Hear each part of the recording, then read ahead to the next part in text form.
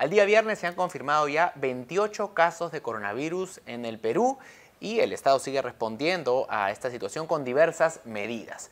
Para aclarar algunas dudas respecto de las mismas y de la comisión multisectorial que se ha creado para hacer frente al COVID-19, nos recibe la ministra de Salud, Elizabeth Inostroza. Ministra, muy buenas tardes. Buenas tardes, muchas gracias a ustedes por la oportunidad de dirigirnos a los ciudadanos para darles a conocer un poco más de esta epidemia que estamos empezando en el Perú con la infección por el coronavirus.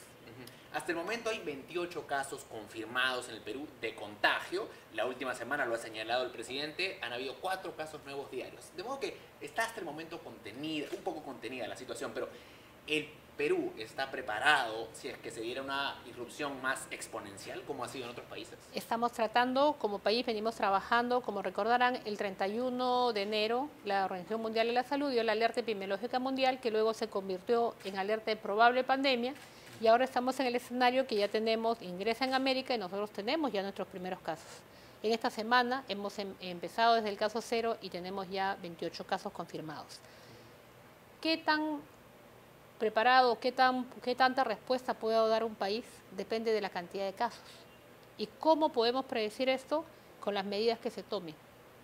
Es decir, hay una curva epidémica y hay un curso natural de enfermedad. Cuando tenemos una epidemia, el mundo ha pasado muchas epidemias. Recordemos cómo se comporta una epidemia. Una curva alta quiere decir no intervenimos y todo sigue funcionando normal, y una curva alta quiere decir un número acelerado de incremento de casos, exponencialmente aparecen casos. Y de ese porcentaje luego una caída baja porque hay muchas muertes. Entonces imagínate de este grupo grande tener toda esta cantidad de personas y un 20% de este grupo que van a ir al hospital. Y de ese porcentaje un 5% que va a requerir ventilación mecánica. Y de ahí también sacamos el porcentaje de muertos. Es diferente que si nosotros tomamos medidas enérgicas como país desde un inicio, contenemos, que es la etapa que estamos, la epidemia, la dispersión indiscriminada del COVID, y logramos que la curva se mantenga en meseta, como lo han hecho algunos países. ¿En qué punto de la curva estima usted que estamos o cuándo vamos a llegar a esta cima, a este pico? Estamos recién empezando. Como ustedes se dan cuenta, hemos empezado, sabíamos que iba a entrar el coronavirus. No se puede impedir, no se puede frenar, pero sí tenemos un común denominador, que es que todos los casos han venido de personas que han estado en algún país de Europa o específicamente en España o en Italia. Los casos que tenemos son importados y de uno de los casos 0 son los contactos directos, que eso es lo que se espera. Entonces las medidas que se toman ahora son para frenar ese crecimiento. Ahorita estamos en la base. Empezamos con un caso 0 que tenía 5 contactos, después se convirtieron en 9, ¿verdad? Y después hemos tenido también otros casos, por ejemplo en Arequipa, que era un joven, luego su mamá también dio positiva. En Huánuco, 2 hermanos, también contagio entre ellos. Y así el sacerdote, que es el último caso que tenemos, uno de los últimos casos, pero que está hospitalizado. O sea, tenemos 28 casos, de los cuales 27 están en una situación clínica domiciliaria, como si se comportan como cuadros gripales o respiratorios, de infección respiratoria leve a moderada, y uno que está en una unidad de cuidados intensivos. ¿Y puede usted estimar cuándo se podría alcanzar este máximo? ¿Podría usted hacer una estimación o eso todavía...? Es importante entender que ahorita estamos en verano, terminando en cambio estacional. Recién no empezamos el invierno. Y recordemos que las infecciones virales tienen su máxima expresión en los climas fríos. O sea, cuando nosotros estemos en nuestros meses de más invierno, que puede ser julio o agosto, estimamos que nosotros estadísticamente sabemos que aparecen más infecciones respiratorias. Y recordemos que no solamente tenemos infecciones respiratorias por COVID, tenemos el neumococo y tenemos también la influenza. Y es por eso que aprovecho esta oportunidad para hacer un llamado a los ciudadanos, porque esas dos patologías, tanto neumococo como influenza, sí son prevenibles por vacunas. Entonces, tenemos que generar la prevención de manera oportuna en vacunar para neumococo, neumonía por neumococo, al adulto mayor, que es el más predispuesto, el que está más expuesto. Y por influenza, vacunarnos todos. El gobierno peruano compra 650 millones en vacunas para todos los cursos de vida. Vacunas completas para los niños, para las gestantes, para el adulto mayor. Y para toda la población compra vacuna de influenza. Pero no hay a veces la cultura de vacunarnos. El personal de salud debe estar totalmente inmunizado porque son los que están más expuestos y también el personal que trabaja en la comunidad. Entonces estamos ya trabajando y ya empezamos con las vacunaciones para los adultos mayores, para que ellos, si se contaminan o se llegan a infectar con el COVID, ya no sea también COVID más neumonía por neumococo. Y eso tiene que pasar todo. Y si nos da a algunos de los jóvenes, pues no tiene que ser influenza más COVID. Si disminuyamos lo que se puede evitar, tenemos que protegernos. Ha mencionado usted el caso del sacerdote, que entendemos es el paciente más delicado en este momento. ¿Podría darnos información actualizada sobre su estado? El estado, de acuerdo a lo que nos informan, el hospital donde se encuentra es pronóstico reservado, él está intubado, está con ventilación mecánica y está recibiendo todo el soporte para poder luchar contra esta infección. ¿Él tenía unas condiciones previas de obesidad? Salud?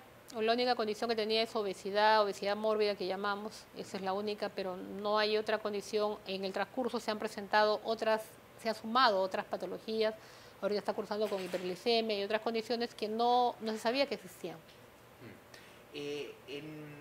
¿Cómo califica usted la respuesta ciudadana? Porque hay una gran responsabilidad en todos nosotros, en nuestros hábitos. ¿Estamos respondiendo bien a lo que se nos indica para hacer frente a este... Yo creo que estamos empezando un cambio de modelo de salud. Nosotros estamos acostumbrados, los ciudadanos, a dos cosas. El responsable de la salud es el Estado. Y el ciudadano a veces no asume su propio cuidado de la salud. Y eso nos pasa a todos en el país. Por ejemplo, lo tenemos con casos muy sencillos, con el dengue. Hay estrategias de prevención. Hay una corresponsabilidad en todo. De nada sirve que nosotros demos las medidas de prevención cuando el ciudadano no las cumple. Fumigación, un tema tan simple, que es dejar que te fumiguen, que no te va a costar nada, pero que a veces no permiten el acceso, por temas de idiosincrasia o porque no lo consideran necesario. La otra medida, acudir al centro de salud o al hospital cuando tienes los síntomas, porque tu región es endémico el dengue, porque las muertes pueden y deben evitarse. Vas de manera oportuna, los aíslan, le pones un mosquitero, los hidratan, y la persona sale adelante con este cuadro clínico. Eso es lo que a veces no pasa. En el caso nuestro, tenemos vacunas y la gente no toma la responsabilidad de vacunarse. No es un tema de costo, es un tema de actitud hacia el cuidado de salud. Los ciudadanos estamos empezando a tomar conciencia y en esto quiero agradecer también a los medios de comunicación que tienen un rol muy importante, que vienen informando desde que apareció el COVID-19 en el mundo, vienen informando sobre todas las declaraciones de la OMS, que es sumamente importante estar conectados, y sobre todo de las medidas que se están tomando en otros países y también de lo que pasa en los países que toman medidas en un pico más tardío de la curva, por ejemplo, que vemos en Italia. En Italia vemos que había 300 muertos, 500, y de pronto pasó los 1000, porque es una población de adultos mayores. No se ha alterado ningún tipo de actividad, se dio la actividad turística, la ciudad ha continuado como que no va a pasar nada, pues vemos los efectos. Entonces, por eso es que es muy importante entender que las medidas de contención, que es la etapa que nos encontramos como país ahorita, contener de manera enérgica la dispersión masiva, porque esto es el problema que pasa con esta infección por coronavirus. Tiene una alta transmisibilidad. ¿Quiénes debieran hacerse una prueba, un descarte? ¿En qué caso se justifica? Las personas que tengan un criterio epidemiológico, que son aquellas que hayan venido de una ciudad donde es endémico, donde hay infección por COVID-19, o que hayan estado los 14 días previos a su arribo a nuestro país. ¿Así no tengan síntomas? Así no no, solo las que tienen síntomas. Ajá. Personas sintomáticas que hayan estado en algún país donde haya infección por coronavirus, España, Italia, solo sintomáticas se hacen la prueba. Ajá. Eso es algo que también queremos decirle a todos los ciudadanos. Se hace la prueba del sintomático y además cumple su tiempo de aislamiento domiciliario, salga positivo o negativo, porque tiene el antecedente epidemiológico de haber estado en una ciudad donde este es endémico. ¿Y por qué lo recalcamos? Porque las personas piensan que todos debemos hacernos las pruebas. Todos tenemos es como que tener una tranquilidad de que no tenemos infección cuando no tenemos un criterio epidemiológico. No hemos estado en una zona donde hay la infección. En algún momento de esta curva se convierte en comunitario. Quiere decir que personas que no han tenido contacto con alguien que tiene la infección o no han estado en una ciudad donde hay la infección, empiezan a presentar casos de manera aislada. Y eso se quiere decir que ya empezó una dispersión. pero que también tiene que controlarse. Cuando mandamos aislamiento, recomendamos un aislamiento domiciliario, es para que aquellas personas que ya tienen un cuadro respiratorio permanezcan dentro de su entorno familiar. Y si ustedes recuerdan, cuando uno está gripado y se queda en casa, le va mejor que cuando uno está expuesto al aire acondicionado o sale al cambio de temperatura, ¿verdad? Y el propio reposo hace que también el sistema inmune se recupere y no disperso la infección por todo sitio. Es sumamente importante porque no aumento la dispersión viral. ¿Qué capacidad tiene actualmente el sistema de salud en términos de número de descartes? ¿Cuántos descartes al día puede hacer el sector salud? Ya tenemos un procesamiento automatizado que se está trabajando en el momento actual en 3 turnos en el INS. 200 muestras por turno, procesamiento automatizado. Pero recordemos que las 200 muestras entran si todas llegan antes de por ejemplo, un turno a las 8 de la mañana. Entonces quiere decir que todo lo que llegó en la noche hasta ese turno ingresa. Ideal sería que estuvieran las 200 juntas, pero a veces no están las 200, llegan, por ejemplo, 130, entonces ya perdí 70 de capacidad. En la siguiente tanda tengo también 200, que es a las 4 de la tarde, y otra que empieza a las 8 de la noche. Entonces, esas máquinas automatizadas tienen capacidad de procesar, porque es un procesamiento automático. Pero para poder cargarlas, tienen que pasar por un control. Y algo más importante, que es bueno que sepan los ciudadanos, que antes de emitir un resultado positivo por COVID, pasa por un control de calidad. O sea, no es que la máquina emite aleatoriamente los informes, sino también hay un control epidemiológico y un cruce. Porque esto no es como un hemograma. Decirle a alguien que tiene COVID ahorita, en una etapa que no estamos en etapa comunitaria, es algo muy serio. Y sobre todo, ¿por qué? Porque tenemos el aislamiento y la trazabilidad epidemiológica de todos los contactos. Entonces, eso es lo que se está haciendo de una manera técnica y a veces... ¿3 turnos de 200? Sí. O sea, 600 al día. 900 puede ¿Y dar. esto es en todo el territorio nacional? No. ¿En dónde se están realizando? No, inicialmente está en el Instituto Nacional de Salud y la próxima semana ya se capacitó y se va a implementar el 14 de abril en Iquitos y Tumbes, el 16 en La Libertad y Cusco, el 18 ya empieza a funcionar en San Martín y Piura y el 22 en Jaén, Ucayali e Ica. ¿Por qué hay fechas? Porque ese personal ha venido de las regiones a capacitarse al Instituto Nacional de Salud en lo que es manejos de pruebas biológicas altamente contaminadas. No es una prueba de laboratorio como otra, y eso es importante entenderlo. Hay que capacitar al personal, porque ustedes se imaginan en un laboratorio que maneja pruebas de alta contaminación en una región sin ser capacitado, solamente darle los reactivos, sería pues un problema que va a empezar una dispersión, se contamina el personal y generamos problemas. Además, estamos implementando con ESalud también. ESalud está previsto también esta capacitación y prevemos que en una semana ya las pruebas tienen que estar disponibles en todos los establecimientos. Y que en este momento, si es que hay un paciente que viene de países en riesgo, experimenta síntomas y no está en Lima, ¿no puede realizarse la prueba? Le toman la muestra. Ajá, y luego tiene que venir Eso, se envía la muestra. Ya estamos coordinando, inclusive hay aerolíneas, puedo decir, han ofrecido una gratuidad en el courier de muestras biológicas, lo cual es muy bueno para que no pase lo que vimos hace poco en Arequipa, que no quisieron tocar la muestra que está debidamente protegida. Y es comprensible que a veces tengamos miedo de tocar algo que pensamos que está contaminado, pero siempre por eso tenemos que respetar y entender la parte técnica. Y eso es lo que ha pasado, esa muestra no pudo venir por vía aérea porque había un pánico de transportarla siquiera, cuando para eso siempre ha habido un courier para muestras biológicas. No es primera muestra ni primer análisis que se transporta. Entonces estamos, como se dice, permanentemente como ente rector, el Ministerio de Salud brinda la capacidad técnica, la capacitación y está acompañando todos estos procesos, que como ustedes saben, en las regiones ya la salud está descentralizada y el Ministerio a través de las direzas da todo el componente técnico y el apoyo normativo. Hay otra dimensión del problema que tiene que ver con el abastecimiento de productos de primera necesidad, como papel higiénico, el gel sanitario, que hemos visto que en algunos casos, por situaciones de pánico, se está agotando. ¿Qué está haciendo o va a hacer el Estado para evitar el desabastecimiento de estos productos?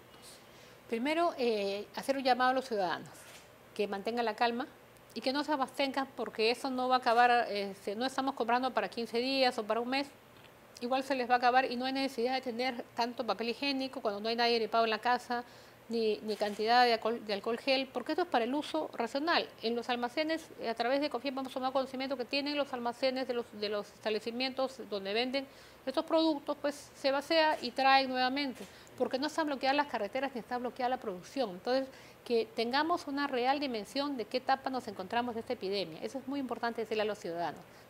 Encontramos en un inicio en la que dependerá mucho de cómo nos comportemos como ciudadanos en esta etapa, de respetar las indicaciones del aislamiento social, de no acudir innecesariamente a lugares donde hay mucho aglomerado de gente, de lavarnos las manos, que es porque a través de la contaminación, cuando tocamos objetos, acordemos que el virus puede estar en una superficie hasta por 9 días. Entonces tocamos esa superficie, nos tocamos la boca, la nariz y los ojos que están frecuentes, con las manos que no están limpias, inmediatamente nos estamos autoinfestando.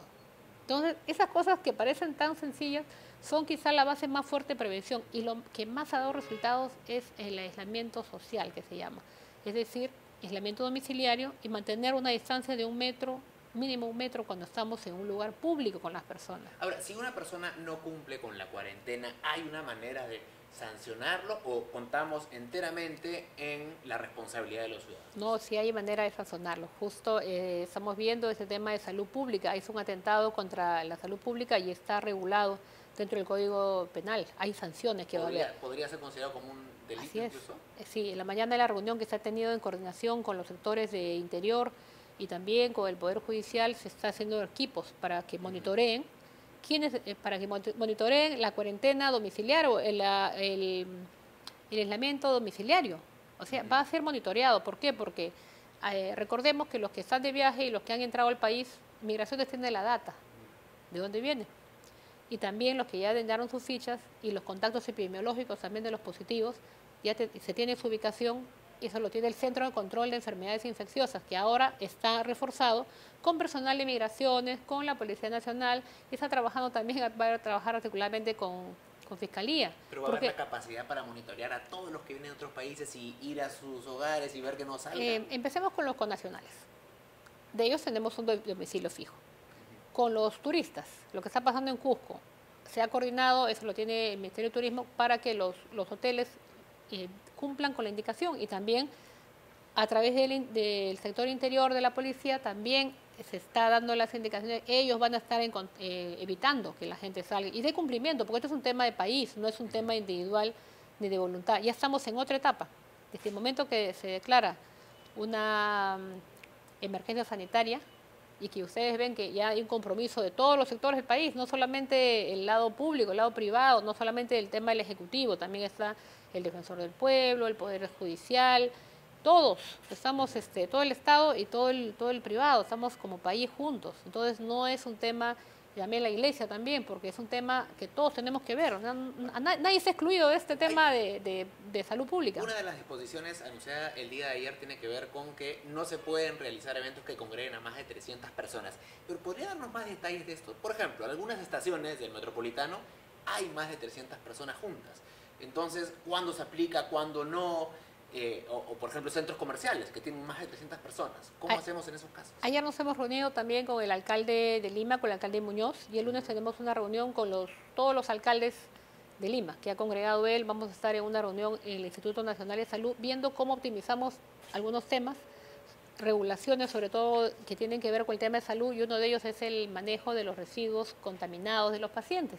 Sabemos que ahora estamos con una nueva modalidad que tenemos, que los pacientes se quedan en su domicilio, y si no están con algo grave que requiera hospital, pues están en su casa, pero eliminan pañuelos descartables donde estornudan, donde hay secreciones, o hay mandiles o hay guantes también ahí, y todo ese material se va a manejar como un material contaminado, y estamos con los alcaldes coordinando a través del... Y sobre las aglomeraciones de gente, si pudiera aclararnos, porque hay esa duda. Hay zonas donde hay más de 300 personas juntas. Yo lo sé. ¿Qué hacemos ahí? Estamos interviniendo con los que tienen a cargo esas áreas. Por ejemplo, los gobiernos locales, los alcaldes. En el caso metropolitano le corresponde a la alcaldía de Lima. Entonces, ellos tienen que regular y ver cómo organizan los flujos. En migraciones, ¿qué pasó? Observamos en la visita que hicimos en el aeropuerto que había aglomeración de repente en migraciones, ¿verdad?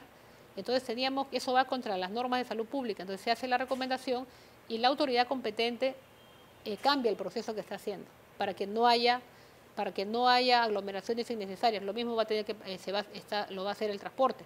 Pero es un tema que lo diseñan ellos. Nosotros les damos la parte técnica y les decimos, aforo no menos de 300, distancia, evitar los lugares donde hay aglomeración de gente de manera innecesaria. Entonces, la manera como se regula y cómo se implementa, esto lo tiene cada jurisdicción. Pero el alcalde Muñoz ha dicho que no contemplan la posibilidad de cerrar los sistemas de transporte público. ¿Le parece prudente esta decisión? Es que hay que entender en qué etapa estamos. O sea, entendamos la dimensión actual. La dimensión es que tenemos todos los casos que son importados, primero que nada. Estamos haciendo una contención por el principal el lugar de ingreso al país, que son aeropuertos comerciales, el aeropuerto internacional. En una segunda etapa vamos viendo cómo se comporta esta epidemia en el transcurso de los días, que se mide con el número de casos, con la aparición y con el criterio epidemiológico. Porque esa parte no lo publicamos, pero cada paciente tiene una trazabilidad de dónde fue, contactos, y de acuerdo a eso se ve cómo se está comportando el desplazamiento de esta infección. Llegará un momento que se tomarán otras medidas, inclusive de los vuelos y del transporte, y también los puertos y otras situaciones. O sea, no podemos todo cerrar de inmediatamente ni decir, aislar. Claro que sí. Ustedes ven lo que pasó en Italia. Se ha dado en otras realidades. Entonces, no queremos llegar como país a eso. Por eso hacemos un llamado a los ciudadanos para que en esa primera etapa de contención haya un compromiso. Y el compromiso implica cumplir lo que se está disponiendo, ese aislamiento domiciliario, evitar las aglomeraciones, en la medida que se pueden los espectáculos públicos que no son necesarios. O sea, si algo no es vital, priorizar la salud. El MEF ha transferido en principio 100 millones para el sector salud y considerando que en Perú hay más de 8.000 centros de salud en total, solo del MINSA, eso queda como en promedio como 12.000 soles por centro de salud. Suena a poco. Hay que entender para qué es la transferencia. La transferencia es para la emergencia de respuesta del COVID. Quiere decir, en la mayor parte ¿Y qué cosa? ¿Dónde atendemos el COVID? Nosotros tenemos en el Ministerio de Salud un hospital separado que está en ATE, el hospital de ATE. Tiene 200 camas libres y 50 de cuidados intensivos. Entonces, nuestro modelo es que en ese lugar de primera respuesta vamos a empezar a llevar a los pacientes. Pero nos va a quedar corto. Usted sabe que de complicarse y de aparecer más casos, necesitaríamos más ventiladores volumétricos. Entonces, la inversión que tiene que ir va a los equipos que nos permitan soporte de vida, o sea, garantizar la vida de las personas que hagan una dificultad respiratoria. O sea, equipamiento como ventiladores mecánicos, monitores multiparámetros, los corrugados, todo lo que tenga que ver con estas unidades, bombas infusoras para cuidados intensivos. ¿Por qué?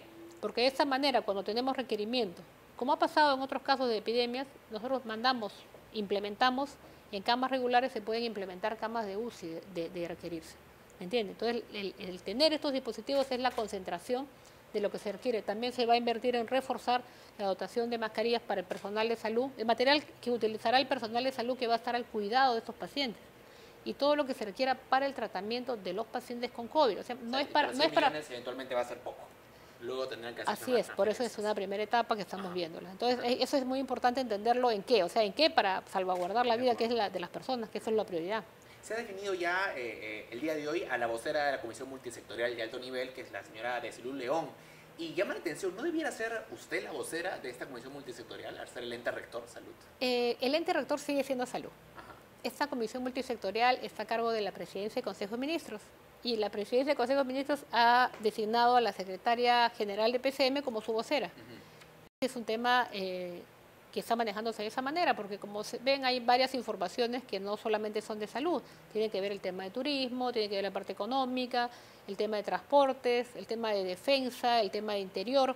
Entonces, el que articula a todos los ministerios viene a ser PCM. Pero usted también va a seguir ejerciendo una vocería. En ningún momento el Ministerio de Salud pierde su rectoría de salud en el país.